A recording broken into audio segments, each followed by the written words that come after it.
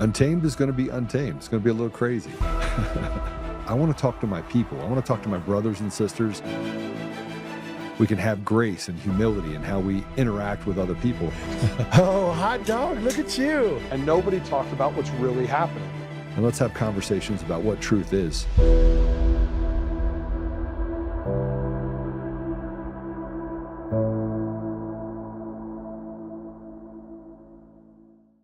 Yo, I'm starting to realize the people that like went to college and all of that and basically were force-fed this narrative, they're the hardest people to get through to when you awaken.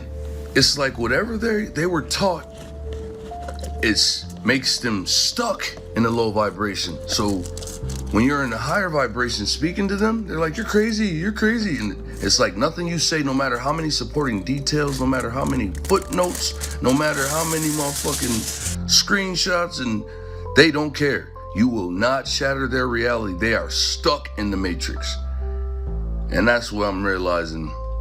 Oh, they want a bunch of fools with degrees running around so that the darkness has the freedom to operate, but everybody with this degree in their head, they think, I'm so smart, nothing can touch me. Whole time they being fucking used. They don't even know they operating through life in the darkness. Oh man, it's pathetic.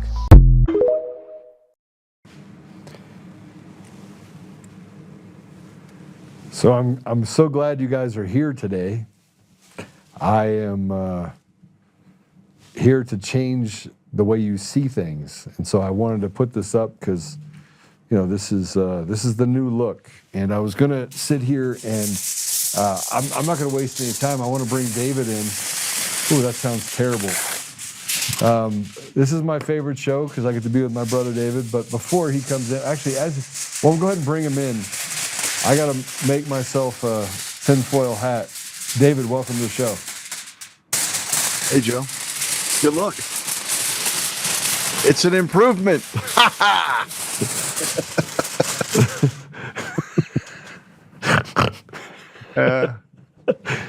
Welcome to my world, David. Yeah, well, it shouldn't be like that. I want to, hold on, I'm not done yet. Oh, I got these too. I just want... I can't do it. I feel like my hat's not staying on that tight. Oh Jesus, there you go. There. What do you think? You got it? Is it? I see it, man. It's a good look. You should keep it. You're gonna need that hat. Put on. I said they're gonna screenshot that one. That's gonna be perfect. Brother, it's so good to see you. It is really good to see you. I am. We've been through so much over the last 6 years, and we've been betrayed so many times by so many people. And you know, I have faith in Jesus for a reason, and it's not because everything always works out. And I'm like, you know, Jesus should have protected me from this, should have protected me from this, because it's not always the way it goes. And the same goes for what President Trump is doing. I find it difficult to see what's happening is good for America, especially when you have people that other countries that are betraying President Trump and saying they're going to do one thing, and it really it brings me back to the fact that, you know, he's starting to cleanse and get rid of people like Pam Bondi that, you know, maybe are standing obstructionists, but he's got so much of that happening inside of his realm that it becomes very difficult to. It's very difficult For some people. It doesn't. I mean, look, yesterday was full-blown retardation. Full-blown retardation. And the people that are jump ship on Trump should be ashamed of themselves, honestly. Yeah. I mean, he threw out the bait, talked about wiping out a civilization. The civilization's not Iran. And anyone that understands the geopolitical matters that are going on there, it's the banking elites that prop up Iran as a proxy. And they do the same thing with Israel to some degree as well. But when you stop seeing Iran as this country, because it's not, It's just a place where the bankers and the elites get to throw us all into foreign policy bewilderment. And anytime a president wants to push back against the elites, what do? Lloyd's of London comes in and says, we're not going to insure vessels. Oil prices skyrocket, 20% of the oil. Grocery prices go up, and everyone needs someone to point the finger at, and that person's Donald Trump. Donald Trump doesn't want to play the same game that every single president has played before him. So what has he done? He basically identified Lloyd's of London and said, what gives you the power to insure anything? You're relying on the United States Navy. Who controls the United States Navy? The commander-in-chief does. He took that from them. So while you've had some short-term volatility, this isn't about Iran. This is about taking out the Bank of England, Lloyd's of London, and their centralized cartel. And so it's odd to me that you see all of this wild vacillation of people that have claimed to be MAGA or Trump supporters completely give the same talking points as Hakeem Jeffries. When you see MAGA and Alex Jones and people talking about invoking the 25th Amendment, and it's indistinguishable from the radical left. It's another expose where Trump is going, I'm going to flush you out. I'm going to flush out all you fakers. And that's exactly what he did. And wouldn't you know, by the time the smoke settled, the straits are open. And people that are saying, well, they were already open. Well, they were already open with a gun to our heads. And that's where things have changed now. Trump's not interested in forever wars. He's not interested in doing the same game that we've been doing for 25 years. He wants to defeat the enemy and ensure that we're not going to, bend fealty to the petrodollar. That's what's really going on. No, look, you're absolutely right. I didn't get in the fray with anything that was said about Iran and what he said. Matter of fact, I didn't even address it. I just watched, as other people did. Because, frankly, we've seen this before. We've seen President Trump before say things and do things that push people to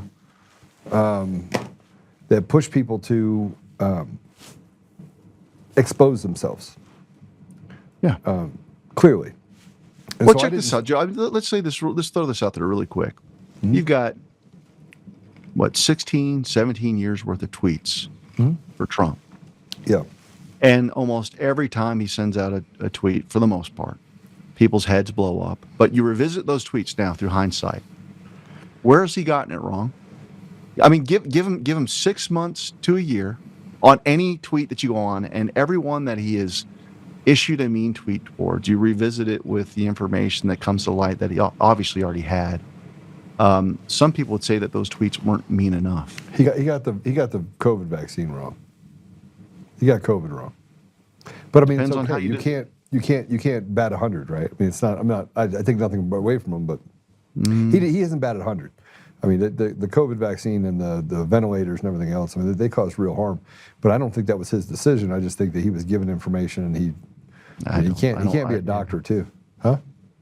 No, it's another thing. It's like I think he's challenging something that's way bigger than. I mean, since when did anyone in the Untamed audience get their medical advice from a politician? Can someone tell me that? Zero. Okay. I was just pushing back because but his mean tweets are always on point. But nobody's gotten arrested. But you got to take the world as you find it, and so the world that descended upon we the people in 2020 was with a population that largely thought that vaccines were good, largely thought that Anthony Fauci was a good person. Maybe not, the segment of the people that wore that tinfoil hat.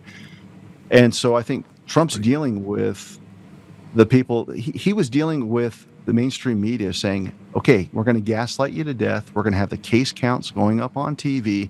And guess who's going to be blamed as that case count goes up if he doesn't select and embrace our chosen depopulation expert, who Anthony Fauci. Yeah. So Trump said, okay, I can't beat that because you guys have been brainwashed into thinking this guy's a good guy, despite what he did in the 1980s with AIDS, despite what he's done for decades. Ebola, I mean, you name it, all the way down. And then he puts him front and center, and within 2 weeks, he has distanced himself from Anthony Fauci, and Fauci becomes a villain during the Trump admin. It's an elegant game. Well, let's we live in this. The first video I put up was about the Matrix, and you have people that live this way, and you have this person, this victimology. I don't know if you saw it. We haven't. I want to get into the Dominion ICX machines, and there was a great the skiff post that was put up. But before that, I want to show you this. This is somebody that basically is mad at us or thinks that we're, I don't even know what. Here, play it. If you're offended by minorities talking about their lived experiences, you're the problem. If you're offended by women saying they're afraid of men, you're the problem. If you're immediately reprimanding instead of listening and understanding, if you're offended by people's lived experiences, you're the problem. Oh!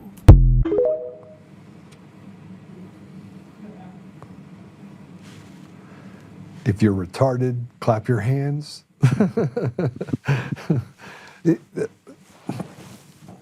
It's more pageantry.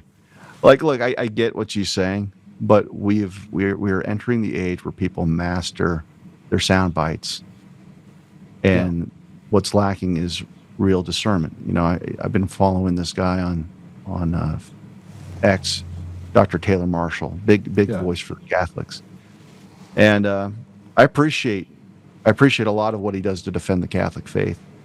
But when you start resorting into talking points of, if people don't watch offending Catholics or offending this group, you're not going to have the Catholic vote. And I'm sitting there going, how about the rigged software? How about mail-in ballots? How about offense is not what drives the rigging and stealing of elections?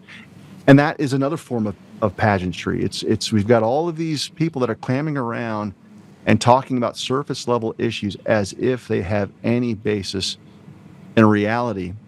And that's probably why I'm coming in all guns firing, Joe. I mean, I don't mean to give you the brunt of it. I'm just sitting there going, I'm tired of the retard pendulum swinging and everyone taking the license where they know that we're so stupid as a population that we're gonna forget about what they did 24 hours ago, and they're gonna be all on board.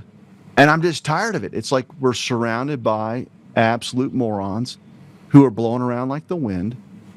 And it would just be nice if people could just take a reflective stance of what we've been through collectively as a nation over the past 15 years. And then all of a sudden, the world makes sense.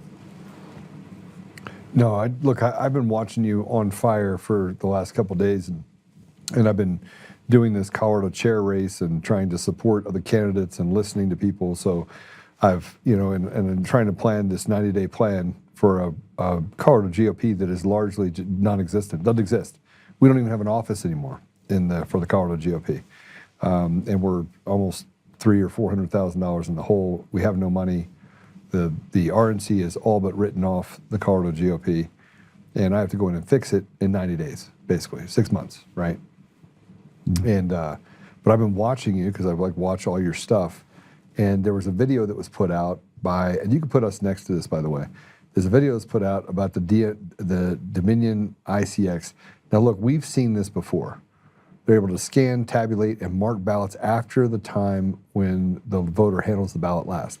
And we know this, right? We know that the system is inherently flawed to a degree where it was designed that way to steal the vote of the people.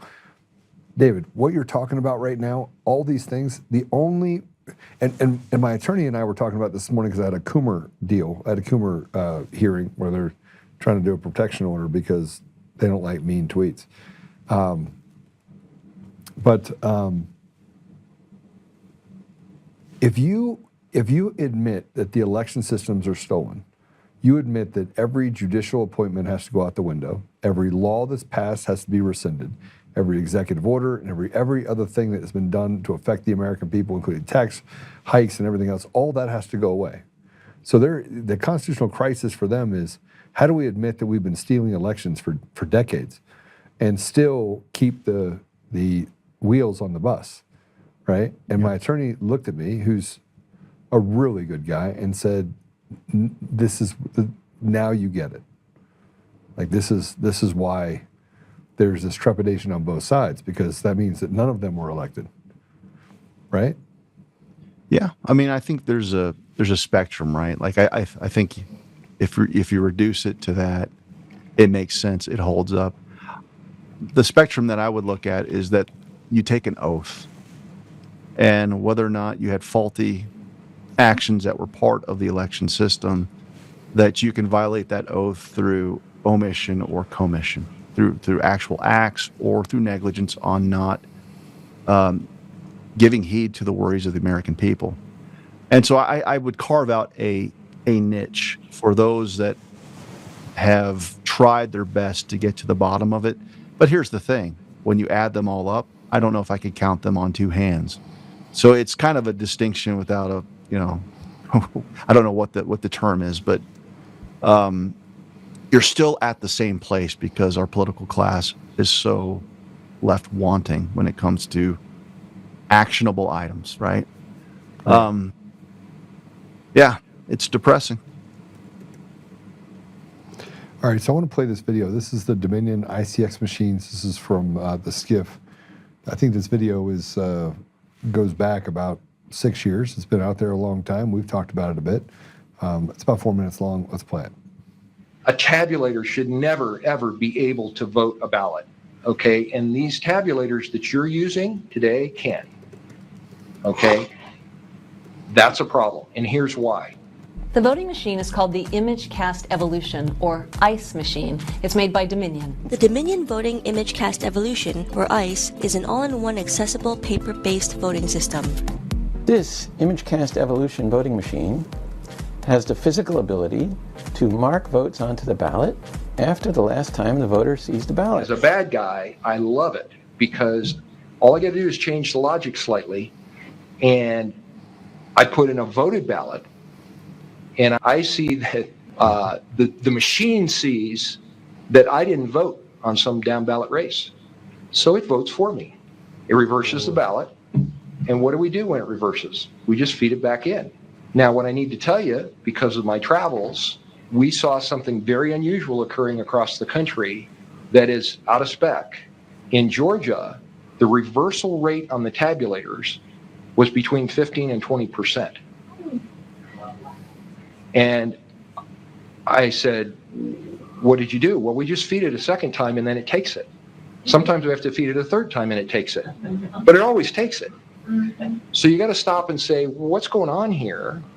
Why is the tabulator reversing the ballot in the first place and then it takes it on the second or third try? Are you talking about when they're using the ATI for it? No.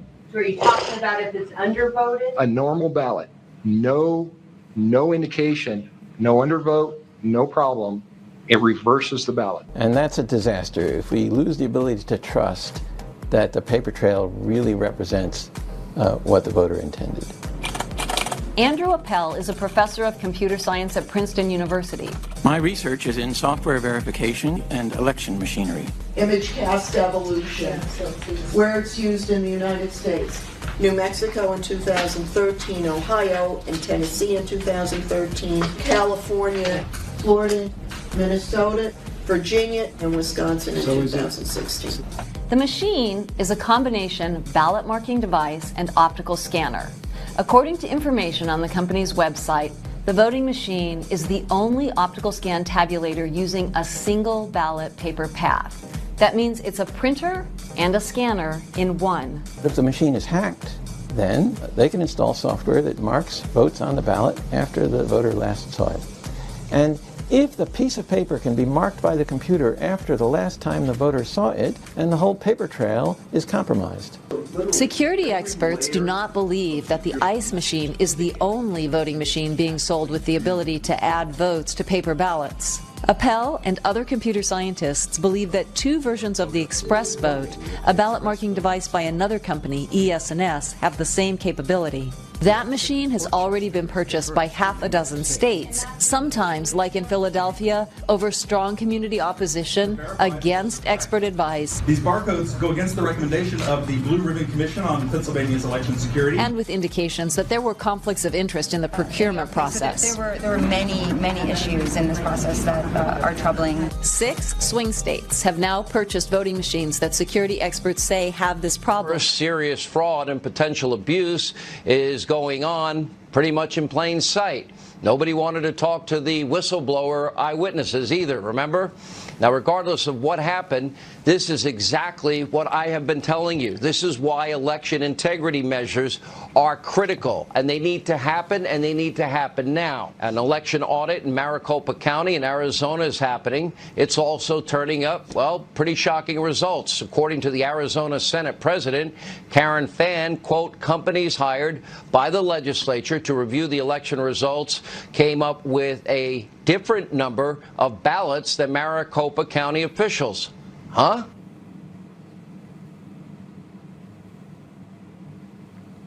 That's a lot. Now, this information was known, David, that hearing you were in was in 2021. 2022. 2022, okay. Yeah. Coy got kicked off of the, I believe that was in New Mexico, correct? Yep, that was Otero County. And we completed, that was a preliminary update on our findings. The major finding, of course, was the general file for the 2020 election was erased illegally, which is exactly what Tina Peters was trying to keep from happening. Right. So we were able to figure that out forensically. And by the time we got done with our forensic audit in, I want to say, May or June of that year, we secured a vote to get rid of Dominion, get rid of the drop boxes, and to sue the Secretary of State. And within 24 hours, our Secretary of State referred the matter to the Supreme Court of New Mexico, and they made a referral to the Attorney General to prosecute the commission if they didn't rubber stamp basically what happened during the most recent election at the time. And so Coy held fast. And then I think we had a tie. So we only had 2 commissioners. One voted against, one voted for. Oh, that's what it was. Coy was the tiebreaker. And so when we still had a 2-1 majority of the commission, the ACLU funded a lawsuit outside of the county in Santa Fe, which is the most liberal county, and they used Coy's presence at the Capitol and said, look, he committed insurrection, even though there was never a charge of insurrection, but they used that as a pretext to find him civilly liable for insurrection, and that provided them with the grounds to remove him from office for life. That's how scared they were of maintaining that majority vote and seeing it through. And yeah. And that's held up, right? Nobody would hear it. So well, it was civilly. Yeah. So there have been challenges to it, but the outcome is, look, he not only is he not there anymore, his removal took place, and the corrupt governor, Michelle Lujan Grisham, was able to appoint his replacement. And so they were trying to undo all of the work that we did in the Otero audit. So the beast looms large in New Mexico. But yeah, that was a trying time for sure. All right, let's talk, if we can, about this. You have your most recent episode that I put out on my socials. By the way, it was blocked on Facebook. They said that I was spamming, so they removed it. Okay. So I have to download it and put it back up on, which we'll do today after the show. But this is from what you were just talking about before, about people turning against President Trump.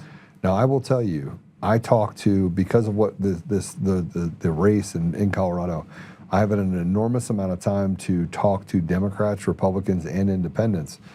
And I was talking to this guy, Terrell, who was in Aurora, and I was at the airport. And he was standing there, and I was like, "Hey, who'd you vote for in the election?" And he said, "What?" And he was wearing his yellow vest. He's a airport. He works out on the where the airplanes are, doing chocks and pushing planes back. And so I don't know why I asked him, but I was like, "Hey, bro, how you doing?" He goes, "Good." I was like, "Who'd you vote for in the election in 2024?" And he stared at me for a minute, and he's like, "Come on, man." And I was like, "No, seriously, I just want to know who you voted for." And he goes, "Trump, man. Trump's my, you know what." Yeah. And I was like, "Okay." I go, "Well, how do you feel now?" He goes, "Man, betrayed." And he said, he didn't use the word betrayed, he used something else that I'm not going to say on here, but he said they didn't arrest anybody.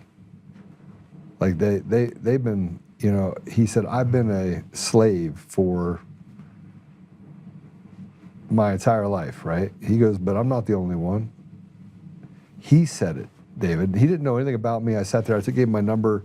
We're supposed to meet on Monday to have coffee. And we sat there for like 15 minutes talking about this, and he goes, "They need to arrest people. Like, people need to go get arrested. You shouldn't be able to get away with the stuff these people are getting away with." He goes, "It's wrong." He has friends. He uses a little more colorful language than I'm using right now, but he says he has friends that have gone to jail, and yet these people victimize our entire country, and nothing happens to them. Yeah. Well, I mean, look, he's entitled to his opinion. I don't know who that person is as far as their buy-in on fighting the good fight. People can cast a zero. vote. He just That's what I'm saying. That's what I'm saying, though. But that proves my point. People cast a vote, and then they think, this is what I feel like, Joe. I feel like a guidance counselor. Me too. And words come out of my mouth. I say them all the time. I'm sitting there going, "All right, how do you drain the swamp?" And I take them down a path. And I said, "Do you think the DOJ is capable of draining the swamp?" And when we're honest, when you've got the military option, they say no.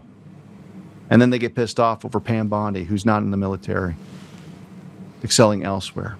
And so if you're a master strategist, if your plan is never to solve the problem through the DOJ, I've got everyone's attention. And so it's a matter of faith. Now, people say, "Well, I just don't believe that, because if it was up to me, because I'm smarter than Trump, they would have been arrested 6 months ago." It's like, okay, whatever. That's fine. That's fair. But this isn't really about whether or not there have been arrests. It's about a timetable and people wanting to take on the role of the president, to do more than just solve elections, but to take on and kill the cabal once and for all. And so if you look at the victories, if you see the playing board, it's easy to see the progress that we've made. Yeah. But if people are going to sit there and just sit there, okay, look, we're a year in. We're a year in. I haven't seen what I want to see. I could do it much better, and therefore I'm jumping ship. It's like, okay, you can do that. You can be the person that does that. But when the inevitably sets in, and you get what you want, you know how cheap it's going to be and how worthless it's going to be for people to come back and say, "Yeah, I was wrong. I apologize." That's what I don't do. I try to practice the discipline of sitting there, look at the magnitude of the problem. You get one shot. And that's what I've been doing since August, really, is telegraphing how you do this by the book. And you get the executive order that was brilliant, by the way, from Donald Trump, where it requires zero compliance from anyone in the state. Basically, you're going to use our list for your voter rolls from the DHS, from the Social Security Administration, that Elon Musk did last year with Doge. Everyone was pissed off then. What happened with Doge? Why didn't they do anything? Why didn't they arrest anything? Everything that Doge has done has been implemented into this executive order to ensure that you've got better voter rolls going forward. Is that the end all be all? No, it's a piece of the puzzle. But these are the victories that everyone's looking past, and I'm sitting there going, even then, Trump's not expecting anyone to get on board with that executive order. So I just so you know, I think he's counting on them not doing it so that he can then go in with the military action and make sure that they're standing next to everything that's being done inside the elections and saying, okay, now we're going to do them over again, right? I mean, it's But like, if you know that, we shouldn't be giving voice and life to the panicans. Hold on, he's not panicking, because here's what I did. Here's what I said to him, and this is what I tell people all the time. I'm like, listen, here's why people are pissed off about the people inside. I try to give So this morning when I woke up this morning, I woke up to an email where somebody was pissed off at the vice chair of the Colorado Republican Party who was just elected, and they called a guy names, right? And I had just met with him yesterday, and they're like screaming in all these chats, everything else, and I had to tell this guy that's my friend, I was like, listen, just settle down for a minute. He's been in the position for 4 days. like leave him alone. And I said it to this guy too. I was like, don't count Trump out. Everything will be fine, right? And if it's not, we always have each other, right? And he's like, yeah, so is anybody gonna get arrested? I go, I'm telling you, people are gonna get arrested. I'm in the Coomer lawsuit, right? I'm in the Coomer lawsuit next to President Trump he's getting sued with me in this deal, right? And so I will say this, and I said it to you, I've said it to everybody. I'm not standing against President Trump, not today, not tomorrow, not ever, right? But the people that are out there, they just don't know. They don't have access to any of that information. They're weary, right? So they're weary doing nothing. Right. This is where I push back, Joe, is that, look, I've earned my hopium. Yeah. Because it's not me just I call reporting. You for Yeah, well, I don't just report on, Q drops. It's like, that was me at that hearing with Jeff Lemberg after we scanned 25,000 ballots in that county, went on to another 8 counties. I've defended Lemberg's deposition in the curling case. I mean, we've gone out there. We have earned our scars, our criticisms, the hit pieces. And so the entire Gideon project was about not being the person that does nothing. It was all about going in and doing battle in these local meetings and representing we the people, providing solutions in the event that you don't have a military approach, how to say no and how to do it effectively. Right. So, I guess what I'm just not interested in doing for anyone right now is we're here, we're standing. And that was a byproduct of many, many victories that we just seem to overlook. We overlook the fact that we are here, not Biden, not Kamala Harris, and we're still in the fight. But you have to do this in meticulous fashion. And so it's like, I guess that's what he wanted to hear, right? He wanted to hear that. We only talked for 15 minutes, but at the end of it, he gave me a chest bump, and I said, hey, listen, I'll reach out to you. We'll have coffee. I had Lynn, my assistant, reach out to him and say, hey, let's have coffee. And here's a guy that I never would have met otherwise that is walked away after 15 minutes feeling better than he did when he walked into it. But if I had to guess, Terrell's on the tarmac during the first Trump admin. He was on the tarmac during the Biden regime. He's on the tarmac now. So when I start looking at the weariness and the suffering of a lot of people, it's like, you just don't know what suffering is. Your suffering is you opened your phone and you saw something that unsettled your nerves. But at the end of the day, you're eating. You got your family. I mean, that's the kind of stuff that drives me crazy. It's like, where do people get the hubris to be so upset about the timetable of a guy that's literally got everyone against him? And this is why I guess I'm so fired up, Joe, is that we had a chance to stand with the guy during a 48-hour period. We had a chance to stand in solidarity with the commander-in-chief. And we got to see people that showed their truth colors, which is they're the fucking wind. They were nothing better than the fucking wind. That's it. Yeah. And I'm tired of rolling with people that are nothing better than the wind. Well, let's talk about that, actually, because you wrote this. This is a 2-minute clip from that episode that talks about the fake MAGA. Which, by the way, I heard, they're like, David's on a tear. I was like, I shared it when like this. I was like, this. And people called me, and I was like, he's on fire. Look, I love it, David. I love it. But we're just, people aren't built the way we're built. They didn't spend the last 6 years fighting. Yeah. I think we help them. by telling them, like, look, just shut up. You haven't earned your panic. You haven't earned anything. Like they act like they're in Iran, like, avoiding gunfire. Like that's the craziness. We've got people that have never served, not over there. It's not even a real war. Yeah. You go to fight the United States military. Our ideas of war are so warped. We are basically the guys that are bringing the big stick everywhere. And that includes Iran. Big stick. We've got the big stick. All right, let's play this. Like, I want to see this you guys, if you haven't seen it, and most people have, because you send me all these messages back, but check this out. This is a trailer from the most recent episode.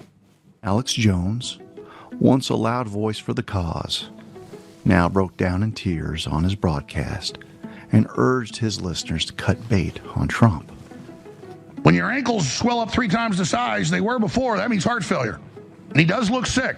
And he does babble and, sound like the brain's not doing too hot.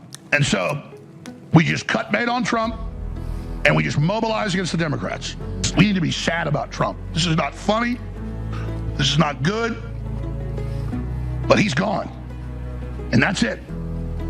Like an ocean tide, Jones has historically moved towards Trump when he proves his doubters wrong, standing victorious, only to fall away twice as fast when it looks like Trump is defeated. Titles of truth teller, fair-weather patriot, and controlled opposition all fill the atmosphere. Yours truly gets attacked for backing Trump, rain or shine. Accusations of idolatry, worship, or failing to see him as the Antichrist. I've heard it all. Odd, as I was a never-Trumper in 2016 and have never shied away from holding unpopular views. Life has battered me 1,000 different ways, and I think it forced me to see a man, battered more than anyone, more clearly. A decade's worth of study. When I can't make sense of the man, I revisit the following. 1. If Trump was bad, evil would not try to kill him. 2. If Trump did not threaten the old order, the bot press would not lie about him every hour of every day. 3. A man cannot be the servant of evil when his mere living has woken more people to the face of evil than any other thing in our time. 4. No man can play the deep game and at the same time be led around by the nose like a fool.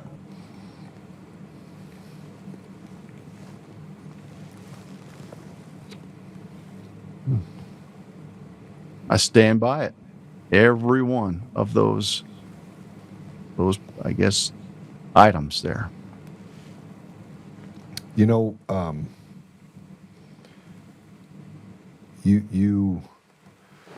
What you said was actually biblical. You can't expose evil by being evil, right? So you can't have evil fight against you if you're evil. You can't. 2 negatives don't make a positive, right? And so I look at this whole thing with President Trump, and I liken it to the loyalty that you have to have if you go into battle. And right now we're in battle. We're at war. And President Trump has proven himself to be a fearless fighter. Weary, because he's been fighting for so long. And he didn't have to do it. But fearless. I mean, he just is one of the most fearless people he's just fearless. And look what it gets him in a 48-hour news cycle with Alex Jones. And the guy gets shot at, and this guy saying, all that's out the window. I'm sad. You should be sad. I mean, it was just so manipulative, the way that messaging was. And it's like, okay, and what are they doing? It's not just him. It's Matt Barnes talking about the 25th Amendment. They're all propping up J.D. Vance. It feels just like Mike Pence 2.0, frankly. 2018, same thing. We've got our guy. Let's push Trump out the door and prop up, MAGA light, which is JD. And I've got lots of questions about that guy, but it's just so expedient. Like we need to move on and cut bait, and we're going to use the Iran conflict that everyone has a caricature of, It's like Iran's not a real threat, guys. Iran's not a thing. The thing behind Iran is what's real.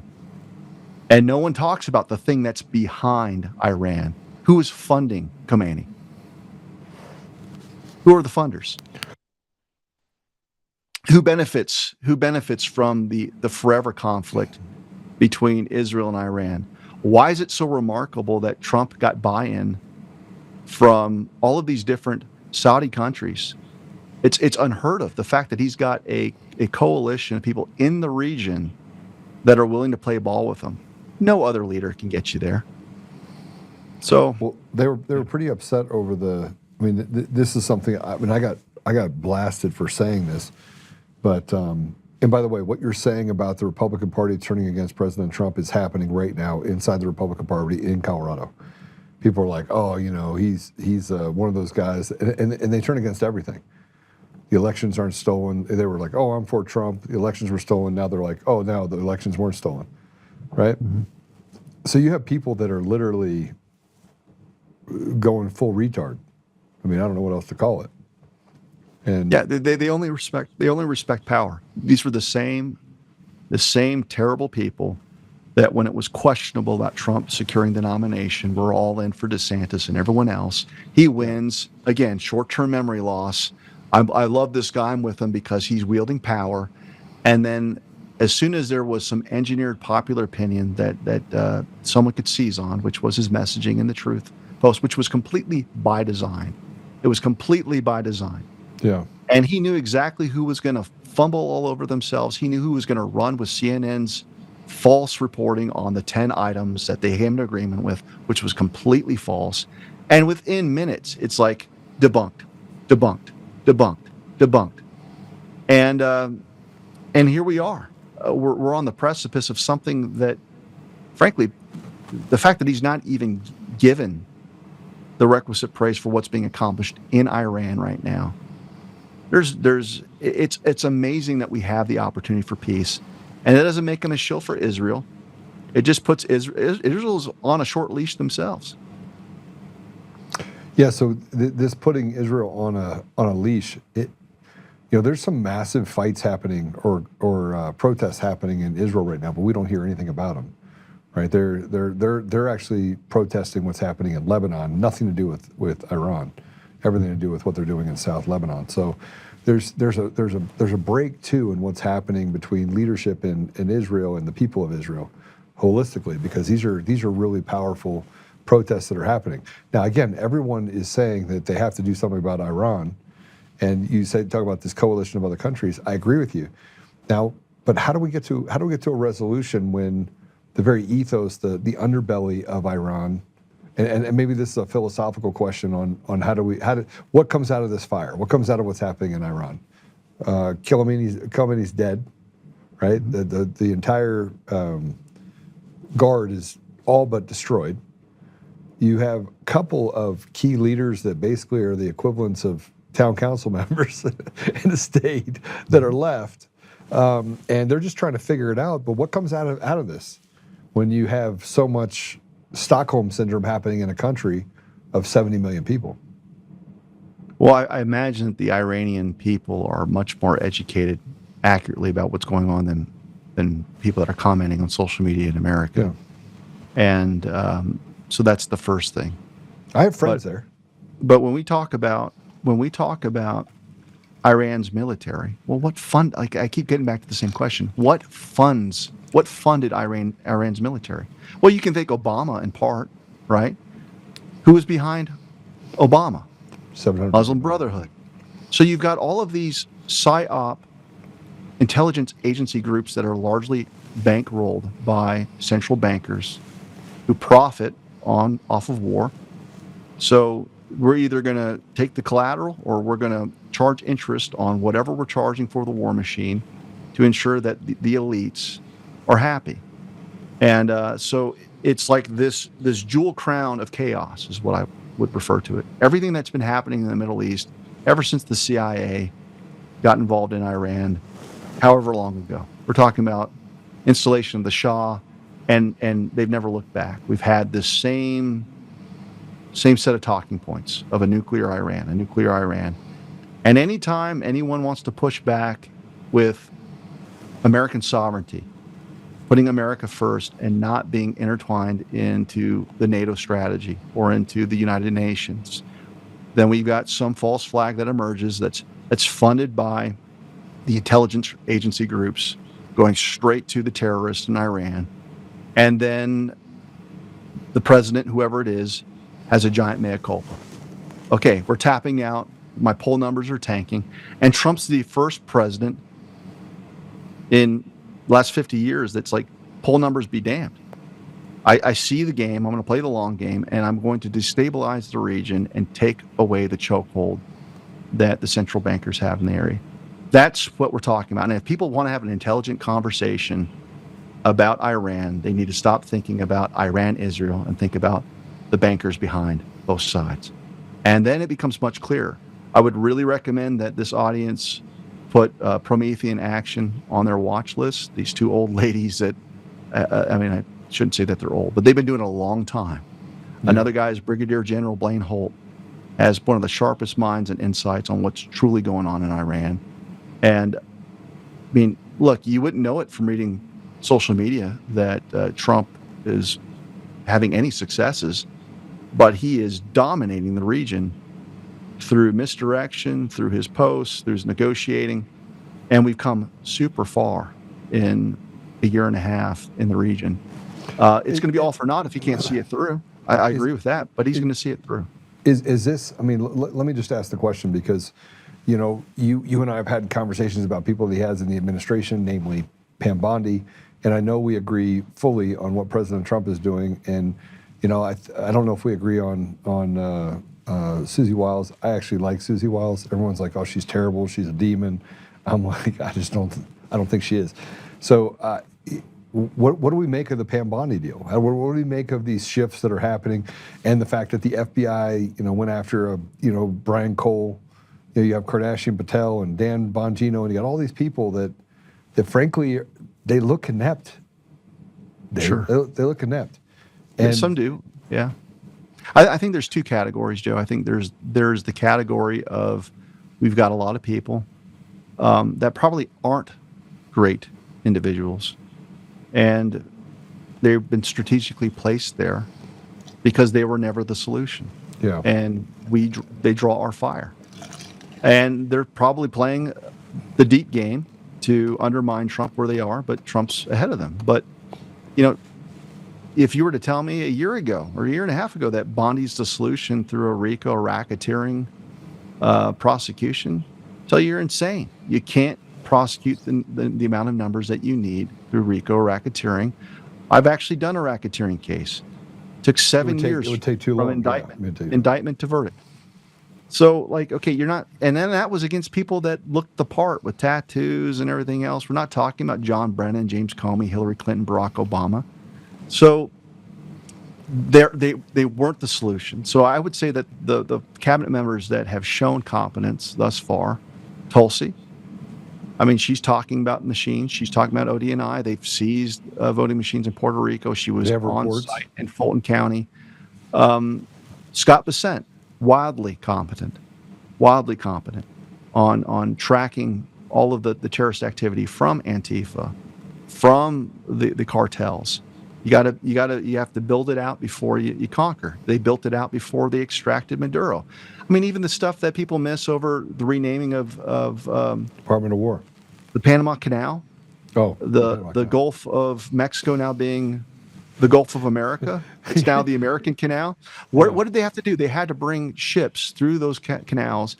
They weren't considered international waters if you're in the Gulf of America. They had perfect placement for the extraction of Maduro. Like, we don't remember that these things would make for the glory of an administration, and yet it's already old news. And so he's working so quickly. You also have, I'd say, extreme competence from Rubio, like what I've seen from him. And then you've got kind of the Bongino, Cash, Bondi, like, what the hell's going on? And I'm okay with that. Yeah. I'm okay with that incompetence if it's not the plan. And what I've been telling people is it's not the plan. It's just not. Okay, so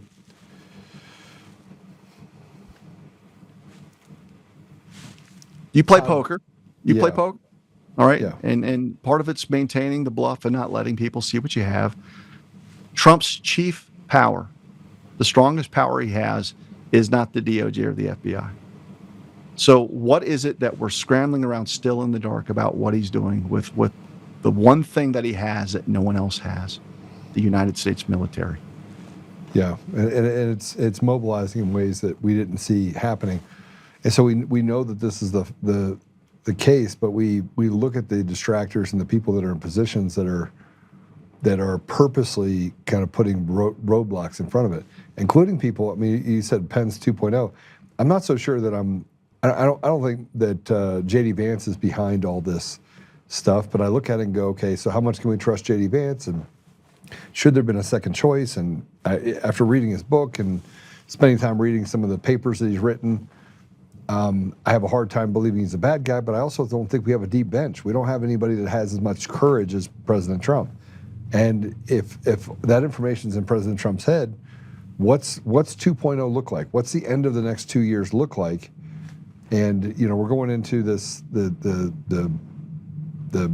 midterms, and I keep saying we got to move fast. We got to move faster. We got to move faster. Go faster. And I get it. We're only a year and 3 months in, but I think my greatest trepidation is the idea that this mind rot is working, right? And it's working because people are, as you say, they're maybe not in the fight, but they're voting. And when you eliminate all the 30% of the grift and the graft, the 30% of the false, fake voting, by the way, you're going to see votes go down 30 to 40%, easy. Mm-hmm. With if these states are doing what they're supposed to do and they're following the rules, which I don't think Colorado will, California will, Washington will, Oregon will. I can tell you the states that won't, right? The captured states. But if they follow the rules, you're going to see a precipitous drop in the number of people that vote. Yeah, but the question is, how are you going to fund your elections if you don't do what he says? I mean, honestly, that's why the executive order is a masterstroke. It's like, look, you're going to use the lists that were compiled by our federal agencies from DHS to get non-U.S. citizens off the rolls, to get dead people off the rolls. Right. And they don't have to. And so Colorado doesn't have to, but if they do that, then Scott Bessent's going to be directed to stop disbursements from HAVA to give them federal monies. Most people's general funds, if they're looking at their operating budgets, Joe, everyone's in the hole without the printing press, without the federal government coming through. So, sure, file your injunction, file your lawsuits, but you're not going to have the money if you don't implement the reforms. And so it's like, yeah, you want to use the U.S. Postal Service to deliver the mail-in ballots? It's going to have the barcode, and it's going to be based on our data registry list. And if you don't want to, fine. So it's not the panacea that's going to fix everything, but it's going to exert massive pressure for entities that have no interest whatsoever in supporting or implementing. They're going to try it any way they can, which is fine, because the chaos is going to show that the military is the only way. And so you just got to look at the end game here. You and I both know at this point it's too late in the day to train up a bunch of clerks that are frankly complicit in committing treason against our nation. I would have given them the benefit of the doubt 4 years ago, but in the year 2026, the fact that they're going back, just as you said, our elections are fine, Trump's on the way out, they're changing their tune right away, just tells me you're going to have some type of National Guard presence in counting the votes. And if we don't have it this year, well, you guys can say whatever mean things you want. The point is, it's not about whether I'm going to be right or I'm going to be wrong. You're going to wish to God I'm right, because you're not going to have a semblance of a fair election unless these reforms are placed into place. And so I just don't see Trump coming in through some miraculous way, being the beneficiary of some cyber intrusion in Serbia, to be placed back into office and not be aware of the stakes going into this year. All right, well, this is where we get into agreement on pretty much everything. And that leads me back to but God. I mean, the two words that I think that we've been living on since 2020, right? But God, but God, President Trump would not be here because he would have not moved his head, and he wouldn't have shot his ear; it would have shot him in the head, right? But God, President Trump was reelected in 2024, and we didn't see it. You and I, we didn't. We had some pretty hard conversations. It was difficult, right?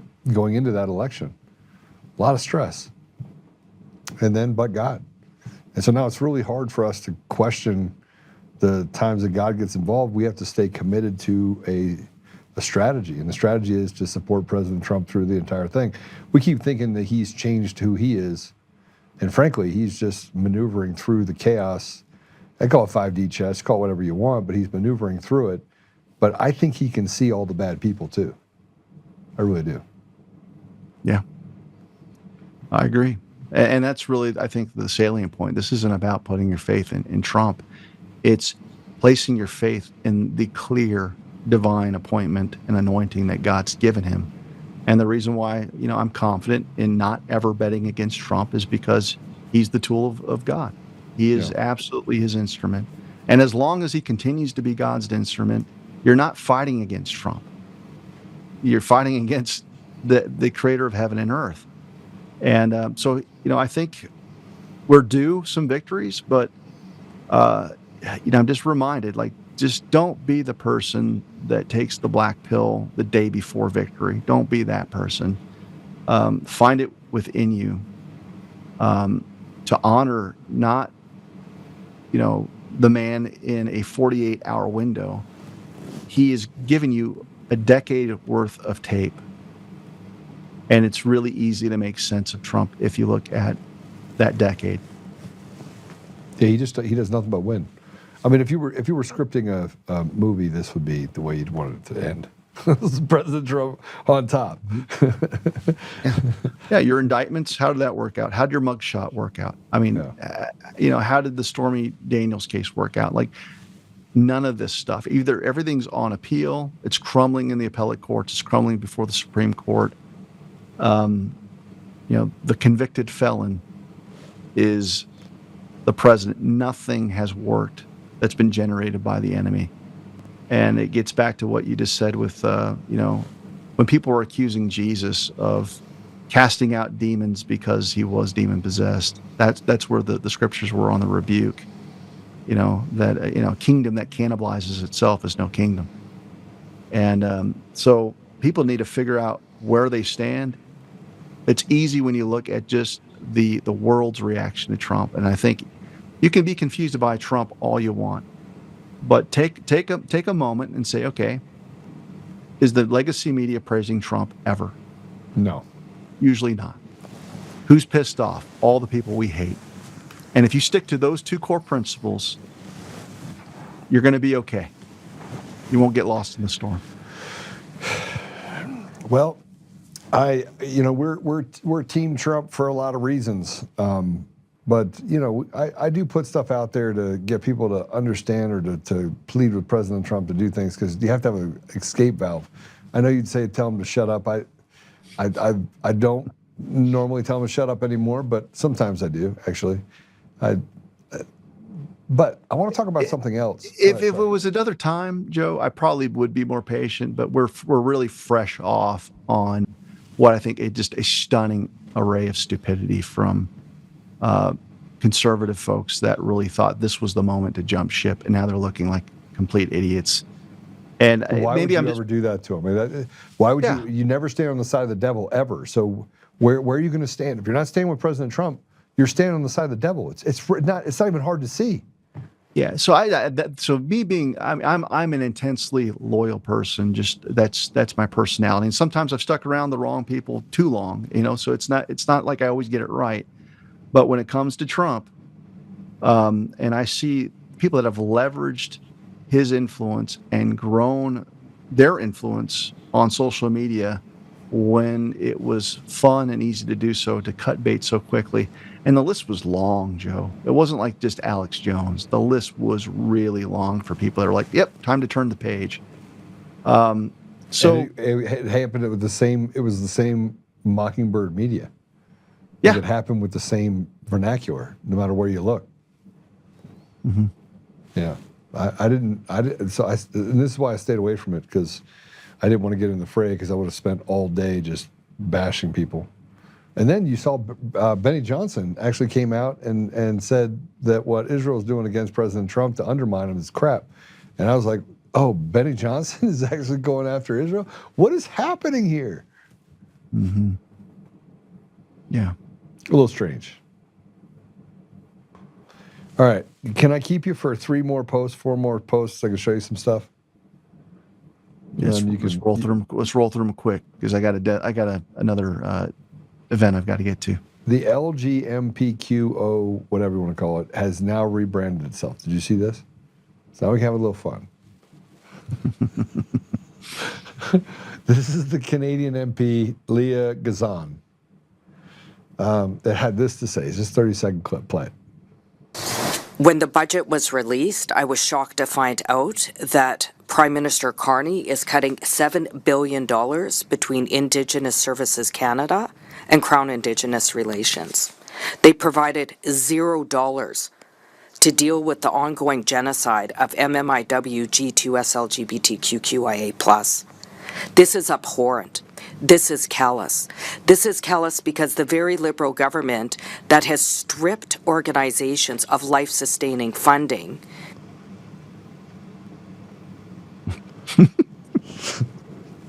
Okay, I just want to tell you, it was MMIWG, I can't say it fast, 2S LGBTQQQIA+++++. Oh my goodness. This is how retarded. She had to practice that to have her speech. You know, Garrett Ziegler put out a post that the plus stands for pedophile. Yeah. And so when you got the LGBTQ, like that's what it is. It just means pedophile. So yeah, they're too bad you don't have the funding to sustain your pedophile network. So sad. So sad. But then I want you to see this. This is in Fairfax County, Virginia. Sadly, I know a lot about Fairfax County, Virginia, and 3 out of the 4. Well, here, go take a look at this. Out of the 4 murders in Fairfax County, Virginia so far this year have been allegedly at the hands of illegal immigrants, including a stabbing at a bus stop, a machete hacking of a man in his own home, and a beating murder of a 3-month-old infant. And just last week, a Haitian illegal alien caught and released at the border, then granted TPS by the Biden administration, was arrested after he was caught on video using a hammer to brutally bludgeon a gas station clerk to death in a seemingly random attack. The victim was a mother of 2, and several GOP politicians are outraged about it. Senator Jim Banks writing, quote, "Another innocent life taken by a violent illegal allowed into our country by Joe Biden. We must deport every illegal." Senator Tommy Tuberville writing, quote, "Reminder, DHS has been shut down for 52 days because Democrats refuse to fund the agencies responsible for detaining and deporting these animals. He should have never been in our country in the first place." And Bill, back out here live, today's ICE press conference is They want to hamstring the DHS and ICE, and another part of that, the guy that killed Irina Zarutska, you know, the one that was killed, stabbed on the bus. Mm-hmm. He was found incapable to proceed on the state murder charges brought against DeCarlo Brown Jr. So basically they're saying that they're going to say that he's not guilty by reason of insanity, as he stabbed this woman to death. And this is like the 3rd time that he's had a hate crime that he's committed, but found in that he can't stand trial because he's incapable to proceed.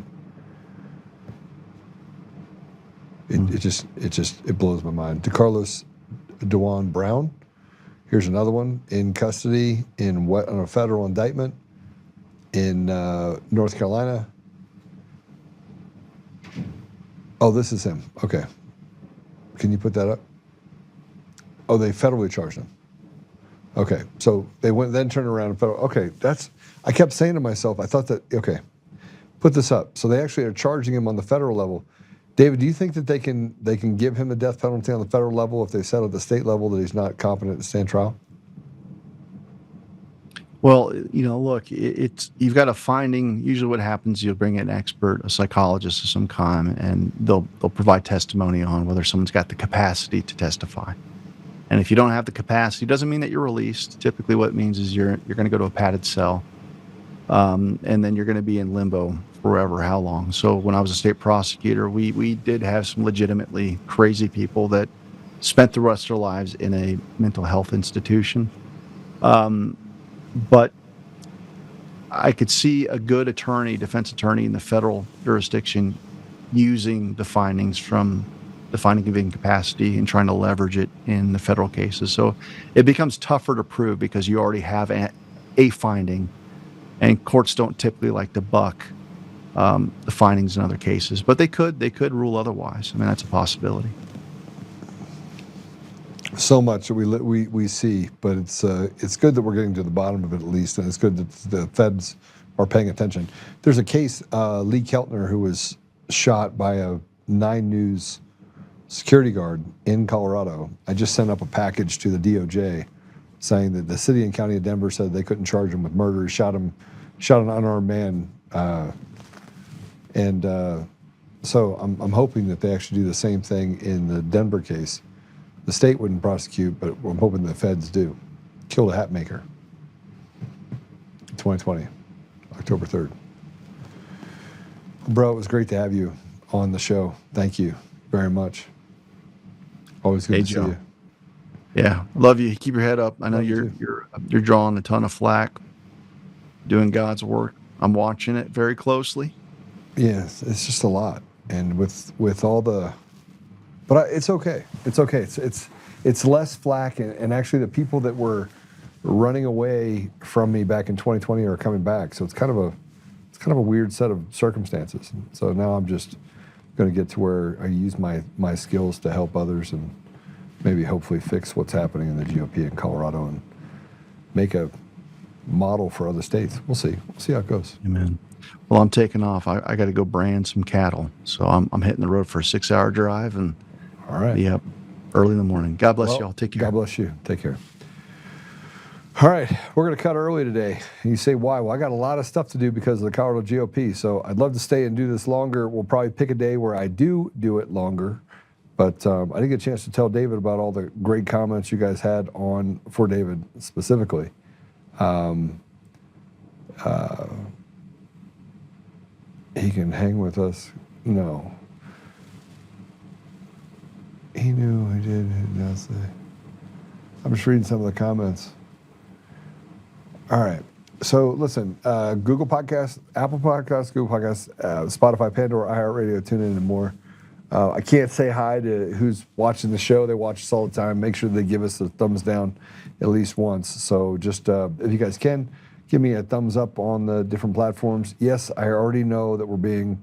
I keep getting told by people, they send me text messages and emails every day that say, Joe, you're being censored on this platform or that platform.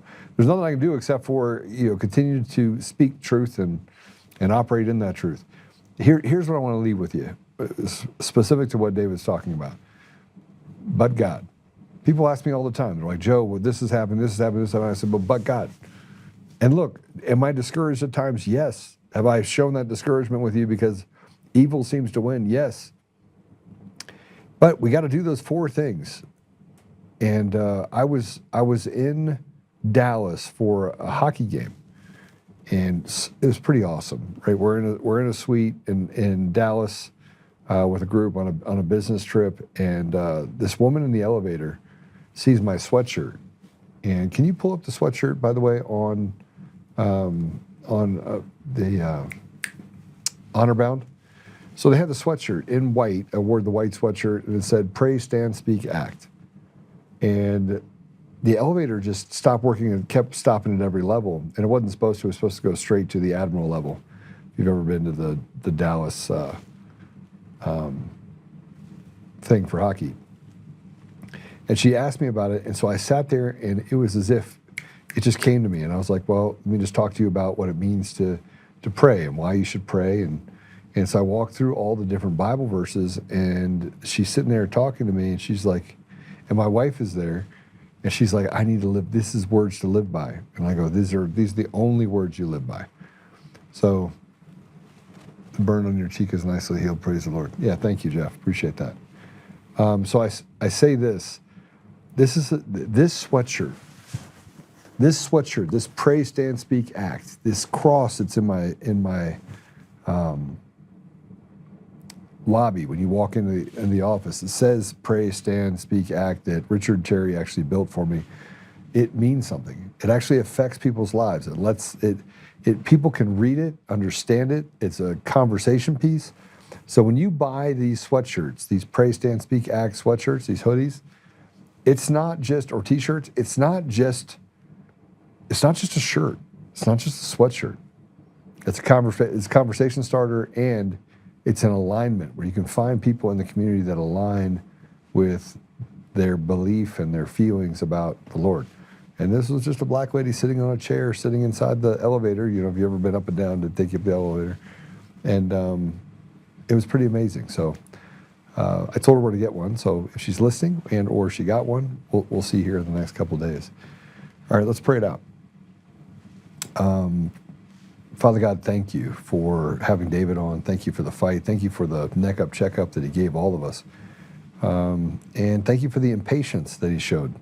Because I think that's the same impatience, Father, that when we become weary, we forget to just trust in you.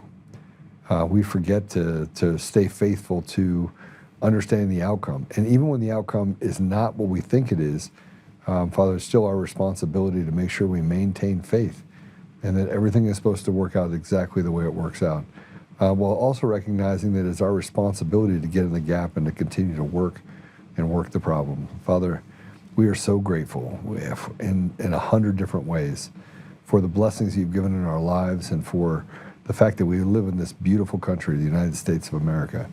And whether you're independent or a Republican or a Democrat,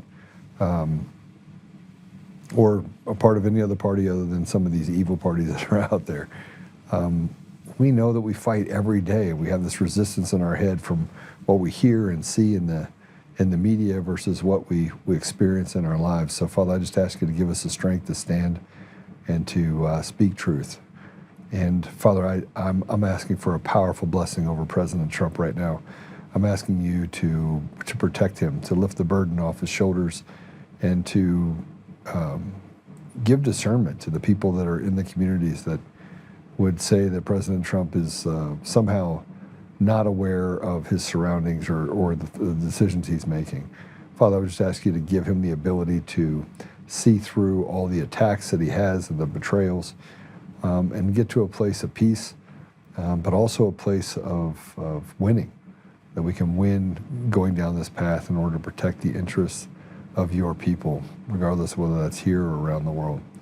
Father, we know that there's an immense amount of suffering. We know that truth is not always the thing that everyone strives to achieve. But Father, I just ask you to give us the ability to stand in truth.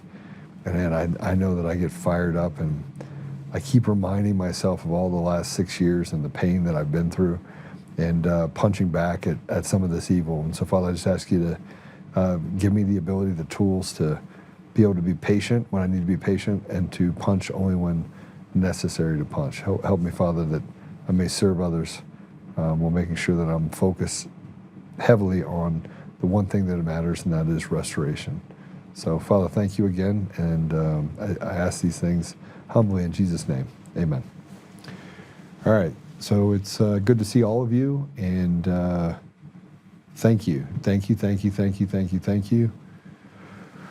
Whew. Yeah, the burn on my cheek is healing. It's not healing fast enough, though, so we'll see. We'll figure it out. All right, God bless you all. Have a great day. Now, tomorrow, just so you know, Patrick is on. He's going to have a fire show. Why? Well, I'm going to be at the assembly down in Pueblo. And I may try to pop in and say hello to him a little bit, but he is on fire. The one thing I say about Patrick is he's like kind of become my spirit animal. So he comes in, talks, and he has a better accent than I do because he's a East Coast New Yorker. He's from the Northeast, but his demeanor and the way that he handled things, the way he sees things, and I want to remind all of you that Patrick has been in the fight. He gave up a storied career, and he did what he loved doing, which is serving children, serving our community, serving in education. He's been in that fight. He's been in the fight right now. We got some updates that we'll kind of talk through when we can later. But he didn't come to work at and with Untamed because he's like, oh yeah, I'm going to go do this. This is what I want to do. He did this because he had been shut out of an industry that he had given his entire life to. And if you want to have, if you want to see a perspective of a guy that's probably been through as much of a beating as I have, but in a different way, that's Patrick. So who called him Black Pill Pat? That's crazy. Look, if you guys saw the conversations we have in the morning, I go, how you doing? I'll say something, and Patrick will look at the camera and just do this, shake his head. And I was like, look at Patrick. He had the WTF going on. Yeah. Somebody said burn, baby, burn. What happened with burn? Anything happen with burn? I missed something? Yeah. I know how it feels to be forced out of a career. Yeah. But he's still fighting. And that's the thing that I think God is, I think life is a test. Are you willing to fight all the way to the end for what's right? And if you are, you're God's people, right? You're the Gideon 300. And so you're counted among the very few. And for that, I would say I'm very proud and grateful to have you on my side. So God bless you all. Enjoy Patrick tomorrow. I'll pop in if I can, but yeah, I'll see you soon.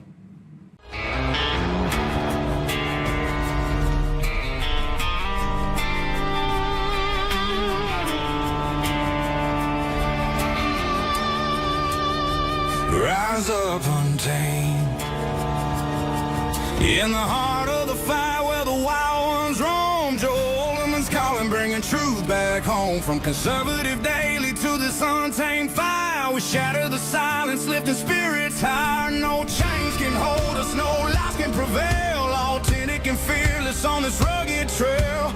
Patriots gather under stars and stripes. Untamed nation, igniting the night.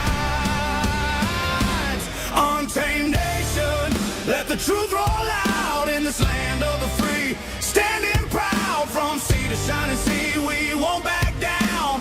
Catch the fire, wear the crown. Untamed nation, it's our battle song, motivating hearts where the brave belong. Yeah, untamed and wild, forever strong. Play it again all night long.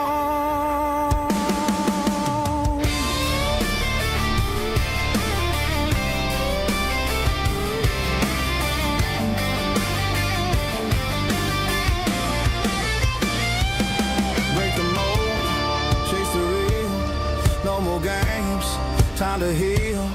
Joe's voice leads the untamed crew.